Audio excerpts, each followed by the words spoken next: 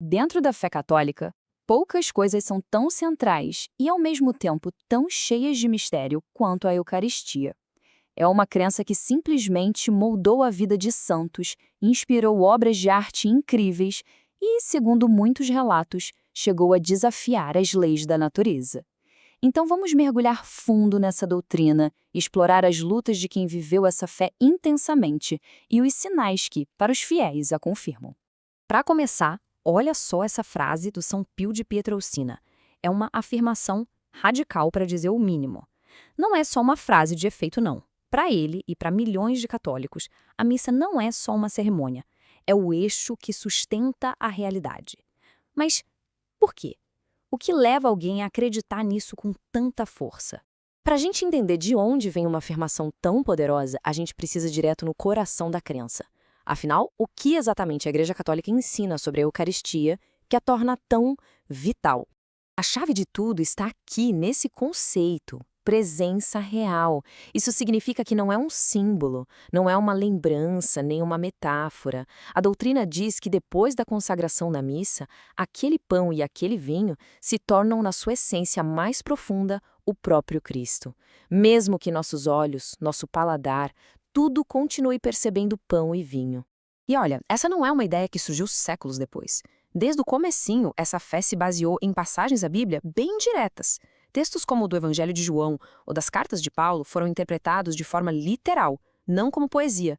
E foi essa interpretação ao pé da letra que formou a base e também, muitas vezes, a grande controvérsia dessa fé por 2000 anos. Mas, acreditar é uma coisa. Agora, viver essa crença sob pressão, na pele, aí é outra história.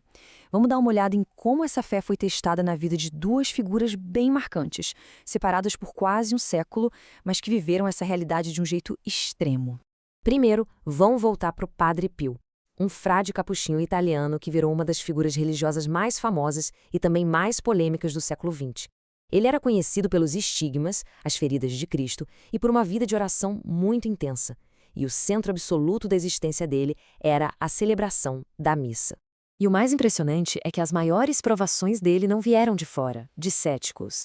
Vieram de dentro da própria igreja.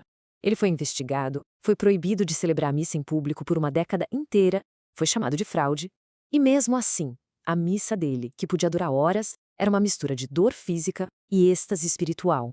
Era como se a força para aguentar tudo viesse justamente do sacramento que o colocava em encrenca. Ele viveu a fé na Eucaristia como uma batalha de verdade, diária. Agora, vamos dar um salto no tempo, direto para a era da internet. Esse é o Carlos Acutis, um jovem italiano, um gênio da computação, que amava a Eucaristia. Essa frase dele resume tudo, perfeitamente. Para o Carlo, a Eucaristia não era um ritual antigo, empoeirado. Era uma conexão direta, sabe, em tempo real, uma via expressa para o divino, algo tão prático e essencial quanto a internet que ele usava o tempo todo. As lutas do Carlo foram bem diferentes, mais sutis, mas nem por isso menos reais. Ele não passou por investigações formais, mas enfrentou aquele isolamento de ser o garoto estranho que ia à missa todo dia, a incompreensão dos colegas e, no fim, uma leucemia devastadora, que ele encarou oferecendo todo o seu sofrimento. A batalha dele foi viver uma fé super devota na aparente normalidade do século XXI. Então, olha só, temos aqui um místico do século XXI, um adolescente da era digital, vidas totalmente diferentes, desafios distintos, mas a mesma fé inabalável na Eucaristia como o centro de tudo. A resposta do Padre Pio foi obediência e perseverança. A do Carli foi um testemunho alegre com caridade. A vida deles mostra uma fé que é, assim, de cair o queixo. Mas isso leva a gente a uma pergunta bem intrigante. Será que essa convicção toda era só uma força interna, um sentimento? Ou será que ela aponta para algo que, às vezes, se manifesta de forma física inexplicável? E é exatamente aqui que a fé encontra o inexplicável. A gente entra no território dos milagres eucarísticos. São eventos raros, extraordinários, em que, segundo os relatos, a aparência de pão e vinho some para dar lugar a sinais físicos, que dá para ver a olho nu. E esses eventos não são um fenômeno moderno, não. Desde o século VIII, lá em Lanciano, na Itália, passando pelo evento que criou a festa de Corpus Christi em Bolsena, até casos bem recentes na Polônia. A história da igreja está cheia desses relatos. Vamos focar em um caso mais contemporâneo. Em 1996, na capital da Argentina, uma hóstia consagrada foi encontrada descartada. Colocaram ela num recipiente com água para se dissolver, que é o procedimento padrão da igreja. Mas algo bem diferente aconteceu. O que aconteceu depois foi simplesmente extraordinário. A hóstia se transformou numa substância que parecia carne.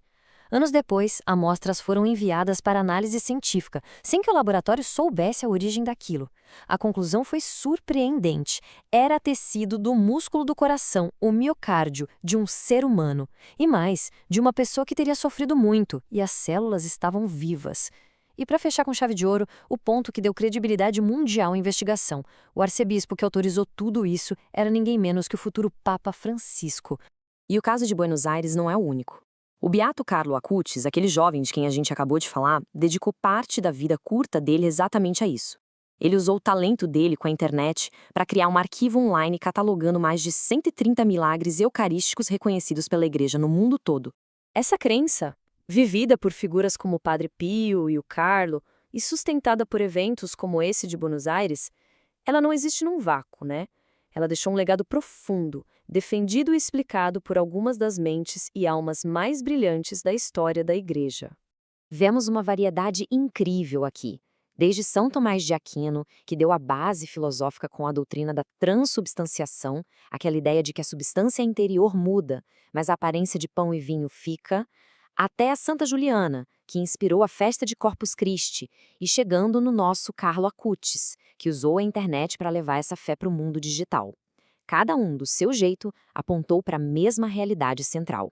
No fim das contas, tudo se resume a esta pergunta. Para os céticos, é um símbolo poderoso. Para milhões de fiéis ao longo dos séculos, desde as catacumbas de Roma até os laboratórios modernos, passando pelas vidas do Padre Pio e do Carlo Acutis, a resposta é clara: é uma realidade. E essa convicção continua sendo uma das forças mais transformadoras e duradouras da história humana.